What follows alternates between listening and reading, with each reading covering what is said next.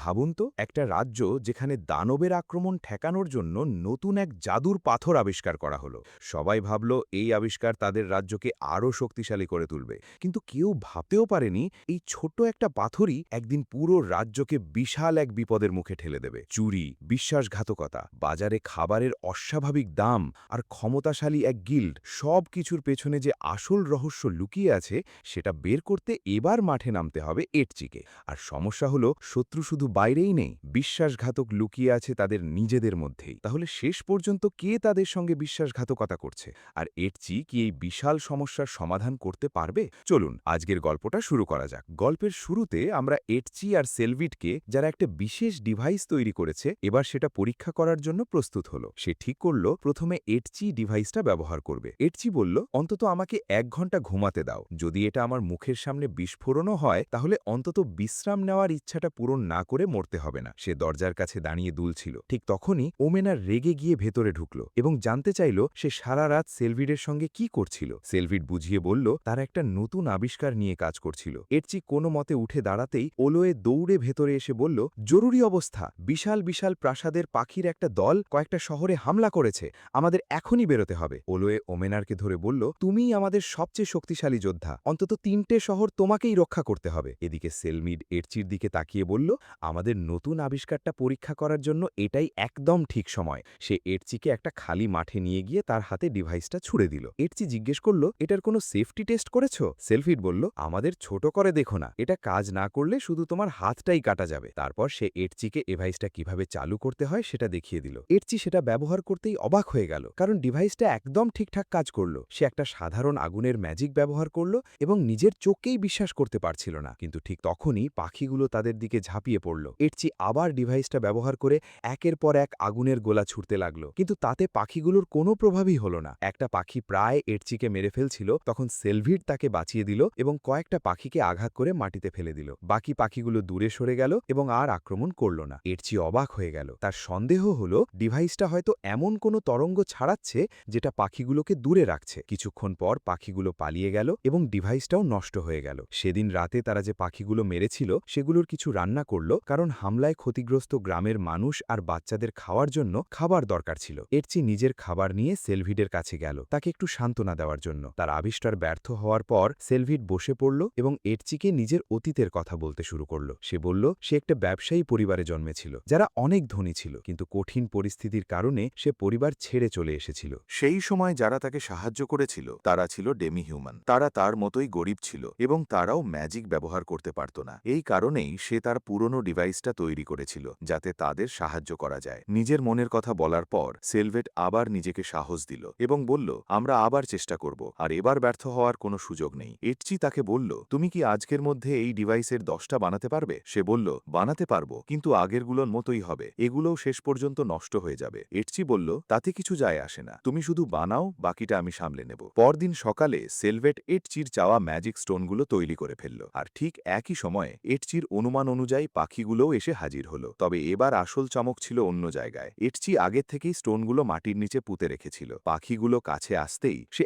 একসঙ্গে সবগুলো স্টোন সক্রিয় করে দিল। সঙ্গে সঙ্গে এমন শব্দ তৈরি হলো যার কারণে পাখিগুলো পালিয়ে গেল। সবকিছু ঠিক সেভাবেই হলো যেভাবে এটচি পরিকল্পনা করেছিল। সেলভিড, গ্রামের মানুষ আর এটচি সবাই আনন্দে আত্মহারা হয়ে গেল। এরপর এটচি ডেমন কিং এর কাছে গিয়ে তাদের তৈরি করা ডিভাইসটা দেখালো। সে বুঝিয়ে বলল এই ডিভাইস কিভাবে পাখি আর বনের অন্যান্য দানবদের মোকাবিলা করতে পারে। রাজা ব্যাপারটাতে ভীষণ খুশি হলেন। তিনি সেলভিডকে নির্দেশ দিলেন ডিভাইসটার ব্যাপক উৎপাদন শুরু করতে এবং অন্যান্য শহরেও এগুলো পাঠাতে। কয়েকদিন পর এটচি রাজ্যের অবস্থা দেখতে বাজারে গেল, আর অবশ্যই তার ছায়ার মতো ওমেনারও তার পেছন পেছন গেল। এবার এটচি তাকে খুশি করার জন্য বলল, আচ্ছা, তোমার জামা কাপড় কিন্তু বেশ সুন্দর লাগছে। ওমেনার ভাবল এটা হয়তো একটা ডেট। সে মনে মনে ভাবল এই ঘোরাঘুরি থেকে নিশ্চয়ই ভালো কিছু হবে, কিন্তু সে জানতই না এটচির মাথায় শুধু কাজের চিন্তা। তার আনন্দ বেশিক্ষণ টিকল না, কারণ এটচি হঠাৎ বলল, আমার মনে হয় তোমার সাহায্য পেলে আমার গবেষণাটা দারুণ হবে। ওমেনার জিজ্ঞেস করল, কি গবেষণা? এটচি বলল, আমি কি তোমাকে বলিনি আজ আমরা একসঙ্গে বাজারের অবস্থা নিয়ে গবেষণা করতে বের হয়েছি? ওমেনার পুরোপুরি হতাশ হয়ে গেল। এটচি তাকে বুঝিয়ে বলল তারা সাধারণ ক্রেতার মতো ঘোরাঘুরি শুরু করল। একসময় একটা বাসন বিক্রেতার দোকানে গেল। দোকানদার তাদের খুব ভালোভাবে স্বাগত জানিয়ে সোনার তৈরি কাপ দেখাতে লাগলো। এটচি বলল, আমি এগুলো কিনব, তবে বদলে আমার একটা প্রশ্ন আছে। ওমেনার পাশে দাঁড়িয়ে অপেক্ষা করছিল, কারণ তাদের রীতিতে বাড়িতে কোনো মেয়েকে কাপ উপহার দেওয়া বিয়ের প্রস্তাব হিসেবে ধরা হতো, তাই সে ভাবছিল এটচি হয়তো তাকে একটা কাপ দেবে। কিন্তু এটচি তাকে চমকে দিয়ে বলল, চলো, আমার যা দরকার ছিল পেয়ে গেছি। তারপর সে চলে গেল। ওমেনার সেখানেই হতবাক হয়ে দাঁড়িয়ে রইল। এরপর তারা একটা জায়গায় বসে কিছু পান করল। এটচি তখন বলল, আমরা যে জোটগুলো করেছি তার কারণে আমাদের উৎপাদন বেড়েছে এবং সাংস্কৃতিক আদান প্রদানও হয়েছে, কিন্তু একটা সমস্যা তৈরি হয়েছে। এখন আমাদের প্রচণ্ড খাবারের সংকট দেখা দিয়েছে। সবার জন্য খাবার সরবরাহ করা কঠিন হয়ে যাচ্ছে। সে আরও বলল, সবচেয়ে বড় সমস্যা হলো পুরো রাজ্যের প্রধান ফসল গিমের দাম অস্বাভাবিকভাবে বেড়ে গেছে। ওমেনার বলল, সেটা সত্যি। আমি একজন বড় গিমে ব্যবসায়ীর সঙ্গে শান্তভাবে কথা বলতে গিয়েছিলাম, কিন্তু সে বলল তার প্রায় কোনো লাভই হচ্ছে না, কোনো রকমে খরচ উঠছে। এটচি বলল, তাহলে সমস্যাটা ব্যবসায়ীর কাছে নয়। সমস্যাটা সেই গিল্ডের কাছে, যারা এই ব্যবসা নিয়ন্ত্রণ করে। তাদের সঙ্গে যদি আমরা ভুলভাবে আচরণ করি তাহলে পুরো রাজ্যে বড় বিপদ হতে পারে। আমাদের সাবধানে এগোতে হবে এবং এই সংকটের আসল কারণ খুঁজে বের করতে হবে। এরপর সে বলল, আজকের গবেষণা এখানেই শেষ। এখন তুমি কি করতে চাও? ওমেনার উত্তর দেওয়ার আগেই গ্নোম সেখানে এসে অ্যাটচিকে ডাকল। অ্যাটচি তাকে জিজ্ঞেস করল, আজ এখানে কি জন্য এসেছ? সে বলল, আজ আমাদের ক্ল্যানের জন্য একটা বিশেষ দিন, অনেকটা উৎসবের মতো। আমরা যাদের ভালোবাসি তাদের উপহার দিই। তারা যখন দাঁড়িয়ে কথা বলছিল তখন এক বৃদ্ধ আর তার স্ত্রী সাহায্যের জন্য ডাকতে ডাকতে সেখানে এলেন। সবাই তাদের সঙ্গে গেল কি হয়েছে সেটা দেখার জন্য। মহিলাটি বললেন, আমি আর আমার স্ত্রী এই দোকান চালাই। এখানে আমরা চিমিজু নামে একটা খাবার বিক্রি করি। প্রতি বছর আগের বছরের তুলনায় আমাদের বিক্রি কম ছিল, কিন্তু এবছর একজন ব্যবসায়ী এসে অনেক বড় একটা অর্ডার দিল। তিনি আরো বললেন, আমরা পুরো 2 দিন ধরে সেই অর্ডার তৈরি করেছি, কিন্তু যেদিন খাবার দেবার কথা সেদিন সব তৈরি করার পর সে খবর পাঠিয়ে অর্ডার বাতিল করে দিল। এখন খাবার নষ্ট হওয়ার আর মাত্র 1 দিন বাকি। যদি এগুলো বিক্রি করতে না পারি তাহলে আমাদের দোকান বন্ধ করে দিতে হবে। আমরা পুরোপুরি দেউলিয়া হয়ে যাব। অ্যাটচি খাবারটা চেখে দেখল এবং বলল, চিন্তা করবেন না, আমরা আপনাদের দোকানটা বাঁচাবো। তবে আগে আমার কিছু তথ্য দরকার। সে জিজ্ঞেস করল, আপনারা বললেন খাবারটা আজই নষ্ট হয়ে যাবে, তাহলে বলুন তো আপনাদের সাধারণত কি ধরনের ক্রেতা থাকে? লোকটি বলল, এটা অনেক পুরনো একটা খাবার। আমাদের ক্রেতারা সবসময় বয়স্ক মানুষ ছিল, কিন্তু এখন তারাও আর এটা কিনতে চায় না। অ্যাটচি বলল, তাহলে আমাদের খাবারটা এমনভাবে বদলাতে হবে যাতে তরুণরাও এটা পছন্দ করে। আর সত্যি কাজ হলো, কিছুক্ষণের মধ্যেই মানুষ সেখানে জড়ো হতে শুরু করলো এবং খাবার কিনতে লাগলো। দিনের শেষে তারা পুরো খাবারের স্টক বিক্রি করে ফেলল। দিন শেষে অ্যাটচি ডেমন কিং এর কাছে গিয়ে রিপোর্ট করল। সে বলল, আজ বাজারে গবেষণা করতে গিয়ে সে পাশের একটা দেশের কথা জানতে পেরেছে। দেশটির নাম কিংডম অফ গোল্ড। সে মনে করে তাদের সঙ্গে জোট করা উচিত, কারণ দেশটি অনেক ধনী এবং তাদের সেনাবাহিনীর জন্য এটা উপকারী হবে। রাজা বললেন, ভালো চিন্তা, আর এর বিনিময়ে আমরা তাদের আমাদের নতুন ম্যাজিক স্টোন দেব। অ্যাটচি রাজি হল। তবে রাজা তাকে কঠোরভাবে সতর্ক করে বললেন, কিং অফ গোল্ড সহজ প্রতিপক্ষ নয়। তার মেজাজ এক মুহূর্তে বদলে যেতে পারে। শুনেছি একবার একজন ব্যবসায়ী তাকে একটা চুক্তিতে ঠকিয়েছিল, আর সে লোকটাকে জীবন্ত অবস্থায় নিজের কুমিরকে খাইয়ে দিয়েছিল। অ্যাটচি কিংডম অফ গোল্ডে যাওয়ার প্রস্তুতি নিল। এবার সে একাই যাবে, কারণ তার মনে হচ্ছিল আগের মতো আর সে শিশু নয়। ওমেনা তাকে সতর্ক করে বলল, সেই রাজার ব্যাপারে সাবধানে থেকো। সামান্য একটা ভুল করলেই মুহূর্তের মধ্যে তোমার শেষ হয়ে যেতে পারে। অ্যাটচি রাজ্যে পৌঁছে সেখানকার জমজমাট বাজার দেখে অবাক হয়ে গেল। তার ইচ্ছে করছিল আরও কিছুক্ষণ সেখানে থাকতে, কিন্তু সময় ছিল না, কারণ রাজার সঙ্গে তার দেখা করার সময় হয়ে গিয়েছিল। সে রাজপ্রাসাদের হলে ঢুকতেই কিং অফ গোল্ড নিজেই সামনে হাজির হলেন। অ্যাটচি তাকে অভিবাদন জানিয়ে বলল, আমি ডেমন কিং এর সেনাবাহিনীর 4 জন জেনারেলের একজন। কিন্তু কিং অফ গোল্ড তাকে নিয়ে ঠাট্টা করে বললেন, তোমার নাম অ্যাটচি মুরা, ডেমন কিং এর সেনাবাহিনীর ফরেন অ্যাফেয়ার্স মিনিস্টার। নাকি আমি তোমার কাছে এতটাই তুচ্ছ? অ্যাটচি ভয়ে কাঁপতে কাঁপতে মাটিতে পড়ে গেল। তার মনে হলো এবার বুঝি তার শেষ। কিন্তু রাজা বললেন, তাহলে বলো আজ এখানে কেন এসেছ? নিশ্চয়ই শুধু আমাকে অভিবাদন জানিয়ে চলে যাওয়ার জন্য আসনি। অ্যাটচি বলল, আপনি ঠিক বলেছেন। আমি আপনার জন্য এমন একটা বিশেষ প্রস্তাব নিয়ে এসেছি যেটা আপনার অবশ্যই পছন্দ হবে। সে রূপার প্লেট আর কাপ বের করে বলল, এগুলো দেখুন, আমার বিশ্বাস এগুলো আপনার পছন্দ হবে। তার কথা শুনে মনে হচ্ছিল যেন সে কোনো বাজারের দোকানদার একজন কঠিন ক্রেতাকে খুশি করার চেষ্টা করছে। কিং অফ গোল্ড প্রচণ্ড রেগে গেলেন। তিনি সবগুলো রূপার বাসন ভেঙে ফেললেন এবং চিৎকার করে বললেন, তুমি কি ভাবছো এখানে কোনো বাজার বসেছে? কিং অফ গোল্ডের কাছে রূপার বাসন নিয়ে আসার সাহস কি করে হলো? অ্যাটচি দ্রুত বলল, ঠিক আছে, তাহলে আপনাকে অন্য একটা জিনিস দেখাই। সে তাদের আবিষ্কার করা ম্যাজিক স্টোনটা বের করল। রাজা অবজ্ঞার সঙ্গে সেটার দিকে তাকিয়ে বললেন, এটা তো নিম্নমানের একটা সাধারণ পাথর। অ্যাটচি সঙ্গে সঙ্গে বলল, না, এটা খুব বিশেষ একটা পাথর। এর এমন একটা ক্ষমতা আছে যেটা আপনার অবশ্যই ভালো লাগবে। এটা যেখানে রাখা হবে সেখান থেকে দানবদের দূরে সরিয়ে দিতে পারে। সে আরো বলল, এমন জিনিস এখনো পর্যন্ত শুধু আমার কাছেই আছে। আমি জানি আপনার খনিতে কাজ করা শ্রমিকদের প্রায়ই দানবরা আক্রমণ করে। এই পাথর তাদের জন্য ভীষণ উপকারী হবে। রাজা বললেন, ঠিক আছে, শুনতে ভালোই লাগছে, আগে পরীক্ষা করে দেখি। হঠাৎ হলঘর অন্ধকার হয়ে গেল। বিশাল একটা দরজা খুলে গেল এবং সেখান থেকে বেরিয়ে এলো বিশাল এক কুমির। সবাই ভয়ে জমে গেল। রাজা বললেন, এই ডিভাইসটা যদি কুমিরটাকে পিছিয়ে দিতে পারে তাহলে এটা কাজ, আর যদি না পারে তাহলে তুমি মারা যাবে। ভয়ে অ্যাটচি কাঁপতে লাগলো। তার মনে হচ্ছিল সে ভয়ে নিজেকে সামলাতেই পারছে না। তবুও সে ম্যাজিক স্টোনটা সক্রিয় করল। কুমিরটা এমনভাবে ঘুরল যেন রাজার উপর আক্রমণ করতে করতে যাচ্ছে, কিন্তু রাজা নিজের জায়গা থেকে না উঠেই একটা ম্যাজিক ব্যবহার করলেন। মুহূর্তের মধ্যে কুমিরটা পুড়ে ছাই হয়ে গেল। এরপর রাজা অ্যাটচিকে বললেন, এই ডিভাইসটা আমার পছন্দ হয়েছে, আমি অনেক বড় পরিমাণে এটা কিনব, তবে 1 সপ্তাহের মধ্যে সবগুলো প্রস্তুত চাই। তিনি আরও বললেন, এর বিনিময়ে তুমি এখানে যে সোনা দেখছো তার একটা বড় অংশ তোমাদের রাজ্যকে দেব। অ্যাটচি রাজ্যে ফিরে এসে সেলভিডকে অর্ডারের কথা বলল। সেলভিড অবাক হয়ে বলল, তুমি কি পাগল? 1 সপ্তাহের মধ্যে 200টা স্টোন বানাতে বলছো, এটা অসম্ভব। তার উপর এসব স্টোনের চাহিদা তো এমনিতেই বাড়ছে। কিন্তু অ্যাটচি বলল, আমরা আপাতত এগুলো শুধু সীমান্ত অঞ্চলে পাঠাবো, যেখানে দানবদের আক্রমণ হচ্ছে। আমরা ইতিমধ্যেই অনেক দিন ধরে কাজ করছি, তাই বেশিরভাগ জায়গায় স্টোন পৌঁছে গেছে। সেলভিড বলল, মনে হচ্ছে তুমি আসলে কাজ করতে চাও না। অ্যাটচি বলল, তোমার ইচ্ছে। এভাবে 200রও বেশি স্টোন তৈরির কাজ শুরু হলো। সেলভিড এবং তার সব কর্মী নিজেদের সর্বোচ্চ শক্তি দিয়ে কাজ করতে লাগলো। সময় কেটে যেতে লাগলো এবং অর্ডার প্রায় শেষের দিকে চলে এলো। ঠিক তখনই উলো হঠাৎ অ্যাটচির কাছে এসে বলল, বড় বিপদ হয়েছে, সব ম্যাজিক স্টোনের অর্ডার বাতিল হয়ে গেছে। অ্যাটচি হতবম্ব হয়ে গেল। সে খবরটা নিয়ে আসা মেয়েটার কাছে গেল। মেয়েটি বলল, তাদের রাজা আর অর্ডারটি নেবেন না, কারণ তিনি এমন একজন ব্যবসায়ী খুঁজে পেয়েছেন যে একই পণ্য অর্ধেক দামে বিক্রি করছে। পুরো রাজ্যের জন্য এটা ছিল ভয়াবহ বিপর্যয়, কারণ এই চুক্তির জন্য বিশাল বাজেট খরচ করা হয়েছিল। এখন সেই টাকা ফেরত আসবে না, ফলে রাজ্যে বড় ঘাটতি তৈরি হবে, জিনিসপত্রের দাম বেড়ে যাবে এবং তাদের সোনাও হারাতে হবে। খবরটা খুব দ্রুত মানুষের মধ্যে ছড়িয়ে পড়ল। সবাই এ নিয়ে আলোচনা করতে লাগলো। অ্যাটচি কিছুতেই বুঝতে পারছিল না কিভাবে এমন হলো। কিংডম অফ গোল্ডের রাজা কি তার উপর রেগে গেছেন, আর তাদের ম্যাজিক স্টোন, যেটা নাকি শুধু তাদের রাজ্যেই তৈরি হয়, সেটা হঠাৎ অন্য এক ব্যবসায়ীর কাছে কিভাবে চলে গেল? অ্যাটচির স্বভাব অনুযায়ী সে আবার পালিয়ে যাওয়ার কথা ভাবল। সে ডেমন কিংয়ের কাছে গিয়ে বলল, শুরু থেকেই সবকিছু আমার ভুল, আমি আমার পথ থেকে সরে দাঁড়াচ্ছি। কিন্তু ডেমন কিং বললেন, ভুল হয়ে থাকলেও তাতে কিছু যায় আসে না, পালিয়ে যেও না, এই সমস্যার সমাধান বের করো, তারপর আমার কাছে ফিরে এসো। অ্যাটচি ভেঙে পড়া অবস্থায় সেখান থেকে বেরিয়ে গেল। কিভাবে এই সমস্যার সমাধান করবে সে কিছুতেই বুঝতে পারছিল না। হঠাৎ কেউ তাকে আক্রমণ করে একটা বড় বস্তার মধ্যে ঢুকিয়ে দিল। ভাবতো, যখন কেউ জীবনের সবচেয়ে খারাপ সময়ের মধ্যে থাকে তখন আবার তাকে অপহরণও করা হলো। কিন্তু অ্যাটচি নিজেকে মুক্ত করার চেষ্টা করতেই বুঝল, আসলে তাকে সত্যি সত্যি অপহরণ করা হয়নি। ম্যান্ডার তাকে শুধু রান্না করে খাওয়াতে, তার সঙ্গে কথা বলতে এবং তার মন খারাপটা একটু কমাতেই সেখানে নিয়ে এসেছিল। কিছুক্ষণ পর উলোও সেখানে এসে খাবার নিয়ে হাজির হলো। অ্যাটচি মনে মনে হাসল এবং ভাবল, আমার চারপাশে এই মানুষগুলো থাকলেই যথেষ্ট। সবাই একসঙ্গে খাওয়ার পর পরিবেশটাও একটু হালকা হলো। অ্যাটচি মনে মনে বলল,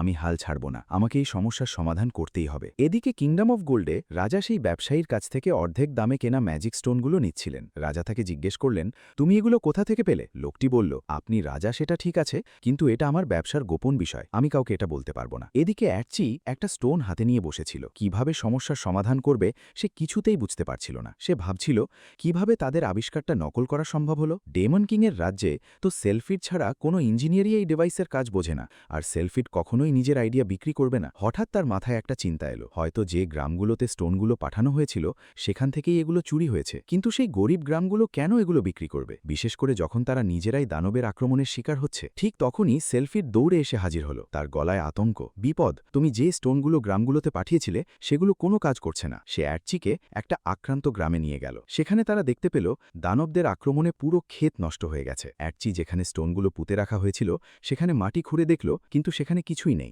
এবার পরিষ্কার হয়ে গেল তাদের আবিষ্কার চুরি হয়েছে এবং সেই স্টোনগুলোই এখন কিংডম অফ গোল্ডে বিক্রি করা হচ্ছে। অ্যাটচি অন্যান্য গ্রামের অভিযোগগুলো দেখতে লাগলো। হঠাৎ তার মাথায় একটা বুদ্ধি এলো। সে ম্যান্ডারকে নিয়ে এমন একটা গ্রামে গেল যেখানে স্টোন দেওয়া হয়েছিল, কিন্তু এখনও কোনো সমস্যার রিপোর্ট আসেনি। তারা রাতে সেখানে লুকিয়ে থেকে পাহারা দিতে লাগলো। কিছুক্ষণ পর তারা দেখতে পেল মুখ ঢাকা দুজন লোক মাটির নিচ থেকে স্টোনগুলো তুলে নিচ্ছে। অ্যাটচি তাদের সামনে গিয়ে বলল, আমি যেমনটা ভেবেছিলাম, স্টোনগুলো শুরু থেকেই চুরি করা হচ্ছিল। এবার বলো, তোমাদের কে পাঠিয়েছে? কিন্তু চোরেরা কোনো উত্তর না দিয়ে তাদের ওপর আক্রমণ করল। তবে ম্যান্ডার তাদের আক্রমণ ঠেকিয়ে পাল্টা আঘাত করল এবং শেষ পর্যন্ত তাদের পালিয়ে যেতে বাধ্য করল। অ্যাটচি সন্তুষ্ট হল। তার দেখার জন্য যতটুকু দরকার ছিল সে সবই দেখে ফেলেছে। এদিকে জানা গেল কিংডম অফ গোল্ডে স্টোন সরবরাহ করা ব্যবসায়ী আর কেউ নয়, ডেমন কিংডমেরই এক বিশ্বাসঘাতক বুদ্ধা দ্য সোয়াইন। চুরি করা স্টোন বিক্রি করে সে বিশাল লাভ করেছিল। তার মনে হচ্ছিল এবার সে চিরদিনের জন্য দারিদ্র থেকে মুক্ত হয়ে গেছে। কিন্তু যখন সে সোনা ভর্তি একটা গাড়ি নিয়ে ফিরে আসছিল তখন প্রহরীরা তাকে থামিয়ে কিং অফ গোল্ডের সামনে নিয়ে গেল। রাজা হাতে থাকা কয়েকটা স্টোনের দিকে তাকিয়ে গর্জে উঠলেন, তুমি গতবার যেসব স্টোন এনেছিলে সেগুলো সবই অকেজো, তুমি কি ভেবেছিলে আমাকে ঠকাতে পারবে? বুদ্ধা প্রতিবাদ করে বলল, সে কখনোই রাজাকে ঠকাতে চায়নি। কিন্তু রাজা তার কথা বিশ্বাস করলেন না এবং তাকে মৃত্যুদণ্ড দিলেন। একটা বিশাল দানবকে ছেড়ে দেওয়া হলো যাতে সেটা বুদ্ধাকে খেয়ে ফেলে। শেষ মুহূর্তে অ্যাটচি সেখানে এসে দানবটাকে আঘাত করল এবং বুদ্ধাকে নিরাপদে সরিয়ে দিল। রাজা প্রচণ্ড রেগে গিয়ে বললেন, আমার ব্যাপারে নাক গলানোর সাহস কিভাবে হলো? অ্যাটচি শান্তভাবে বলল, আমি শুধু কুমিরের ব্যাপারে হস্তক্ষেপ করেছিলাম। এবার আমার কথা শুনুন, তারপর আপনি যা সিদ্ধান্ত নেওয়ার নেবেন। রাজা আগ্রহী হয়ে তাকে কথা বলার অনুমতি দিলেন। অ্যাটচি বুঝিয়ে বলল, গত কয়েক মাস ধরে ডেমন কিংডমে একের পর এক চুরি এবং দানবের আক্রমণ হচ্ছে। আসল ঘটনা বের করার জন্য তারা আসল স্টোনের মতো দেখতে কিছু নকল স্টোন বানিয়েছিল, যেগুলোর কোনো ক্ষমতা নেই। এখন সেই একই নকল স্টোন কিংডম অফ গোল্ডের বাজারে পাওয়া গেছে। এর মানে পরিষ্কার, বুদ্ধাই আসল স্টোনগুলো চুরি করছিল। বুদ্ধা হাঁটু গেড়ে বসে ক্ষমা চাইতে লাগল। সে বলল সে কখনোই রাজাকে ঠকাতে চায়নি, কিন্তু রাজা তখনও রেগেছিলেন। তিনি আবার একটা বিশাল দানবকে বুদ্ধাকে ধরে নিয়ে যাওয়ার নির্দেশ দিলেন। এবার অ্যাটচি আবার সামনে এগিয়ে এসে বলল, আপনি যদি বুদ্ধাকে মেরে ফেলেন তাহলে আপনার রাজ্য ধ্বংস হয়ে যাবে। সে আরও বলল, এই লোকটাই টোকি রাজ্য থেকে গোল্ডেন পাউডার আমদানি করে। এই পাউডার ছাড়া আপনার পুরো সোনার ব্যবসা বন্ধ হয়ে যাবে, আর আপনার দেশ ধ্বংসের দিকে চলে যাবে। রাজার রাগ কিছুটা কমে গেল। সে কৌতূহলী হয়ে জিজ্ঞেস করল, তুমি ওকে বাঁচাচ্ছ কেন? আমরা তো একে অপরের প্রতিদ্বন্দ্বী। তাহলে আমার রাজ্যকেও কেন বাঁচাতে চাইছ? অ্যাটচি রাজার দিকে তাকিয়ে বলল, কেউ বিপদে পড়লে তাকে সাহায্য করাটা কি স্বাভাবিক নয়? সব কিছুকে কি শুধু লাভ আর ক্ষতির হিসাব দিয়ে বিচার করতে হবে? অ্যাটচির কথা শুনে রাজা হেসে উঠল। তারপর বললেন, এখন চলে যাও, আমি ঘুমাতে চাই। প্রাসাদের বাইরে এসে অ্যাটচি একটা চমক প্রস্তুত করেছিল। সে বুদ্ধার পরিবারের লোকজনকে সেখানে নিয়ে এলো, যাতে বুদ্ধা তাদের সঙ্গে দেখা করতে পারে। বুদ্ধা আনন্দে অভিভূত হয়ে এটেচিকে বারবার ধন্যবাদ দিল। সে স্বীকার করল, আমি তোমার সঙ্গে বিশ্বাসঘাতকতা করেছি, তোমার কাছ থেকে চুরি করেছি, কিন্তু তুমি আমার জন্য যা করলে তারপর আমি শপথ করছি আমি ডেমন কিংডমের প্রতি অনুগত থাকব, আমি পুরোপুরি বদলে যাব। এটেচি এই সুযোগটা কাজে লাগিয়ে তাকে সীমান্তের বাইরে ম্যাজিক স্টোনের ব্যবসার নতুন তত্ত্বাবধায়ক হিসেবে নিয়োগ করল। বুদ্ধা আন্তরিকভাবে বলল, তুমি যাওয়ার আগে তোমাকে একটা কথা বলতে চাই। আমি এক সহকর্মী বিশ্বাসঘাতকের কাছ থেকে শুনেছি ডেমন কিংডমের গিল্ড এলাকায় অদ্ভুত কিছু ঘটনা ঘটছে। মনে হচ্ছে সেখানে বড় কোনো বিপদ তৈরি হচ্ছে। ডেমন কিং সঙ্গে সঙ্গে এটেচি আর ওলান্ডারকে ডেকে পাঠালেন। তিনি বললেন, তোমরা সবাই জানো মানুষের প্রধান খাবার গিমের দাম সাম্প্রতিক সময় অস্বাভাবিকভাবে বেড়ে গেছে। এটেচি বলল, হ্যাঁ, আমিও শুনেছি কিছু একটা সমস্যা হয়েছে। গিম এখন আর ঠিকমতো বাজারে পৌঁছচ্ছে না, আর যখন পৌঁছচ্ছে তখন তার দাম আকাশ ছোঁয়া। রাজা রেগে গিয়ে বললেন, এটা কিভাবে হচ্ছে? এতদিন আমার জেনারেলরা কোথায় ছিল? আমি চাই এই সমস্যার সমাধান এক্ষুনি করা হোক। এটেচির মাথায় বুদ্ধার কথা আর গিল্ড ভবনের অদ্ভুত কর্মকাণ্ডের কথা ভেসে উঠল। সে বলল, প্রথমে আমাকে গিল্ডের প্রধানের সঙ্গে দেখা করতে হবে। পরদিন সে গিল্ড মাস্টারের সঙ্গে দেখা করতে রওনা হল। পথে সেলভিট তাকে থামিয়ে দিল এবং বলল সেও সঙ্গে যাবে। তার মতে তাদের অফিসারদের মধ্যে আলফ ক্ল্যানের কেউ থাকলে কাজটা আরও সহজ হবে। সে নিজের ছদ্মবেশ আর পোশাক নিয়েও বেশ চিন্তিত ছিল, যাতে গিল্ডের লোকেরা তাদের নিয়ে ঠাট্টা না করে। এরপর তারা গিল্ডে পৌঁছে 4 ঘণ্টা অপেক্ষা করল। অবশেষে গিল্ড মাস্টার এসে হাজির হল। সে শান্তভাবে বলল, দেরি হয়ে যাওয়ার জন্য দুঃখিত, আমি ফাইবার, এই গিল্ডের প্রধান। সেলভিট রেগে গিয়ে বলল, আমাদের 4 ঘণ্টারও বেশি সময় অপেক্ষা করিয়ে তুমি এমনভাবে আসছো যেন কিছুই হয়নি। ফাইবার তাকে নিয়ে ঠাট্টা করতে লাগল এবং তাদের অতীতের কথা তুলে তাকে বিরক্ত করল। সেলভিডও রেগে গিয়ে এমনভাবে জবাব দিল যে ফাইবার অস্বস্তিতে পড়ে গেল। এটেচি তখন অবাক হয়ে বুঝতে পারল তারা আসলে ভাই বোন। এটেচি তার এখানে আসার উদ্দেশ্য ব্যাখ্যা করল। সে বলল, আমি গিম কিনতে এসেছি। ফাইবার মুচকি হেসে তাদের নিয়ে ঠাট্টা করতে লাগল। তারপর বলল, চুক্তি করতে হলে এটেচিকে তার সামনে হাঁটু গেড়ে অনুরোধ করতে হবে। মজা করে বলল, একটু আমাকে অনুরোধ করো। এটেচি কথাটা মেনে নিল। সে হাঁটু গেড়ে এমনভাবে অনুরোধ করতে লাগল যেন সত্যিই কোনো রাজাকে সম্মান দেখাচ্ছে। ফাইবার হেসে উঠল এবং বর্তমান বাজার দর অনুযায়ী প্রতি বস্তা 50,000 দামে গিম দেওয়ার প্রস্তাব দিল। চলে যাওয়ার আগে সতর্ক করে বলল, এমন সুযোগ আর পাওয়া যাবে না। সেলভিড রাগে ফুঁসতে ফুঁসতে বলল, আমাদের ওকে শাস্তি দেওয়া উচিত, চলো ওকে পুড়িয়ে দিই, আগুনের সামনেও টিকতে পারবে না। সে এটেচিকেও বকাঝকা করল, কেন ফাইবারের সামনে মাথা নত করেছিল। কিন্তু এটেচি কাঁধ ঝাঁকিয়ে বলল, তার কাছে ছোটখাটো অপমান কোনো ব্যাপার নয়, যদি তার বিনিময়ে একটা বড় উদ্দেশ্য পূরণ হয়। সেখান থেকে বের হবার সময় সেলভিড এটেচিকে তার অতীতের কথা বলল। সে বলল, সে আলফদের এক ধনী ব্যবসায়ী পরিবারে জন্মায়। সে আর ফাইবার একই বাবার সন্তান, তবে তাদের মায়েরা আলাদা। অনেক বছর আগে তাদের গ্রাম পুড়ে গিয়েছিল। সেই সময় অনেক নারীকে দাস ব্যবসায়ীদের কাছে বিক্রি করে দেওয়া হয়েছিল। সেলভিড পরিবার ছেড়ে পালিয়ে গিয়েছিল এবং শপথ করেছিল সে আর কখনো সেখানে ফিরে যাবে না। তারা হাঁটছিল, এমন সময় ছেঁড়া পোশাক পরা একটা মেয়ে দৌড়ে এসে এটেচিকে নাম ধরে ডাকল, দয়া করে আমাকে সাহায্য করুন, ফাইবারের হাত থেকে আমাকে বাঁচান। মেয়েটার নাম ছিল নিয়া। তার চোখে মুখে ছিল প্রচণ্ড ভয় আর অসহায়ত্ব। সে বলল, ফাইবার তাকে জোর করে নিজের জন্য কাজ করায় এবং তার সঙ্গে খুব খারাপ ব্যবহার করে। এটেচিস চোখে দৃঢ়তা ফিরে এলো। সে বলল, চিন্তা করো না, আমি তোমাকে সাহায্য করব। সে নিয়ার জন্য নতুন পোশাক কিনে দিল। নিয়া তখন জানালো তার বাবাকে ধরে নিয়ে যাওয়া হয়েছে এবং ফাইবারের নিয়ন্ত্রণে থাকার সময় তার জীবন পুরোপুরি নরক হয়ে গিয়েছে। নিয়া নিয়া আরও একটা গুরুত্বপূর্ণ কথা বলল। গিল্ড মানুষের মধ্যে এমন গুজব ছড়াচ্ছে যাতে সবাই যে কোনো দামে গিম কিনতে শুরু করে। অন্যদিকে গিল্ড নিজেরাই বিপুল পরিমাণ গিম গোপনে মজুত করে রাখছে। এটেচি জিজ্ঞেস করল, গিল্ডের মধ্যে কি কেউ ফাইবারের বিরুদ্ধে আছে? নিয়া বলল, না, বেশিরভাগই তার আত্মীয়, আর বাকিদের ঘুষ দিয়ে নিজের দলে রেখেছে। এটেচি বলল, তাহলে ওরা সীমা ছাড়িয়ে গেছে। আমরা আর চুপ করে থাকতে পারি না, তবে আমাদের শক্ত প্রমাণ দরকার। সেলভিড একটা সহজ পরিকল্পনা দিল, রাতে আমরা ওকে শেষ করে দিই। কিন্তু এটেচি রাজি হল না। সে বলল, আগে আইন মেনে চেষ্টা করতে হবে। সকালে একজন ইন্সপেক্টর নিয়ে গিল্ডে যাব। ভোর হতেই এটেচি একটা ছোট দল নিয়ে গিল্ডে গেল এবং গুদামগুলো তল্লাশি করার প্রস্তুতি নিল। সে ভেবেছিল সেখানে প্রচণ্ড বাধা আসবে, কিন্তু তারা পৌঁছনোর পর জায়গাটা অস্বাভাবিকভাবে শান্ত আর ফাঁকা মনে হল। ফাইবার দাঁড়িয়ে তাদের নিয়ে ঠাট্টা করল, এত সকালে ঘুমন্ত মানুষদের বিরক্ত করতে এসেছ? সে তাদের ভিতরে ঢুকতে দিল এবং ইচ্ছে মতো তল্লাশি করতে বলল। তারা সব গুদাম তছনছ করে ফেলল, কিন্তু কোথাও কোনো গিম পাওয়া গেল না। ফাইবার জোরে হাসতে হাসতে বলল, তোমরা যা খুঁজছিলে সেটা তো পাওনি। কি দুর্ভাগ্য! গতবার আমাদের কিছু গিম ছিল, একজন ক্রেতা নিয়ে গেছে। এবার তোমাদের ভাগ্য খারাপ। এটেচি আর সেলভিড গিল্ড থেকে বেরিয়ে প্রাসাদে ফিরল। দুজনের মনেই সন্দেহ আর অস্বস্তি। এটেচি বলল, ওরা কোনো চিহ্নই রেখে যায়নি, এমনকি লেনদেনের রেকর্ডেও কিছু নেই। প্রতিটি এন্ট্রিতে তারিখ আর দাম পর্যন্ত ঠিকঠাক লেখা আছে। সেলিড বলল, তুমি আসল সমস্যাটা ধরতে পারোনি। ওরা কিভাবে জানল যে আমরা সেখানে যাব? এটা তো গোপন ছিল। সে আরও বলল, আমাদের মধ্যে একজন বিশ্বাসঘাতক আছে, আর কে সেটা এখনই পরিষ্কার। এটেচি নিচু গলায় বলল, হ্যাঁ, তুমি যেমনটা সন্দেহ করেছিলে, নিয়াই সেই বিশ্বাসঘাতক। এদিকে এটেচি এখন নিশ্চিত তাদের পুরো পরিকল্পনার খবর কেউ না কেউ গোপনে শত্রুর কাছে পৌঁছে দিচ্ছে, আর সেই বিশ্বাসঘাতক যে নিয়া সেটা এখন তার কাছে পরিষ্কার। কিন্তু নিয়া কেন তাদের সঙ্গে বিশ্বাসঘাতকতা করল? সে কি সত্যিই ফাইবারের হয়ে কাজ করছে, নাকি এর পিছনে লুকিয়ে আছে আরও বড় কোনো রহস্য? গিমের দাম, গিল্ডের গোপন মজুদ আর রাজ্যের ভিতরে চলতে থাকা এই ষড়যন্ত্র সবকিছুই যেন একই সুতোয় বাঁধা। এখন এটেচি কি এই বিশ্বাসঘাতকতাকে প্রমাণ করতে পারবে? আর গিল্ডের আসল উদ্দেশ্যই বা কী? সেটা জানতে হলে অবশ্যই দেখতে হবে পরের পর্ব। আজকের ভিডিওটা ভালো লাগলে একটা লাইক দিয়ে পাশে থাকবেন, আর এমন আরও দারুণ অ্যানিমে এক্সপ্লেনেশন পেতে চ্যানেলটা সাবস্ক্রাইব করে রাখুন। তাহলে আজকের মতো এখানেই শেষ। সবাই ভালো থাকবেন, আবার দেখা হবে পরের ভিডিওতে।